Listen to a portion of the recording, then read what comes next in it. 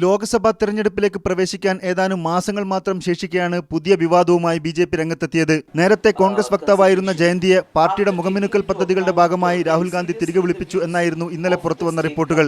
അതേസമയം കൽക്കരി, ഉരുക്ക് മന്ത്രാലയങ്ങൾ ജയന്തിയുടെ വകുപ്പിനെതിരെ പരാതി നൽകിയതുകൊണ്ടാണ് പ്രധാനമന്ത്രി ഇടപെട്ടതെന്ന റിപ്പോർട്ടുകളും പ്രത്യക്ഷപ്പെട്ടിരുന്നു. कुछ देर के लिए इस तरह के टशन आपके टेंशन को दूर कर सकते हैं, लेकिन जो है वो आपके प्रति जो लोगों का अटेंशन है उसको जो है वो कहीं भी हटा नहीं सकते. ഡൽഹിയിൽ രാജ്യത്തെ വ്യവസായികളുമായി ഇന്നലെ രാഹുൽ ഗാന്ധി നടത്തിയ ആശയവിനിമയത്തിനിടെ അദ്ദേഹം നടത്തിയ ചില പരാമർശങ്ങളാണ് ബിജെപിക്ക് പിടിവള്ളിയായി മാറിയത്.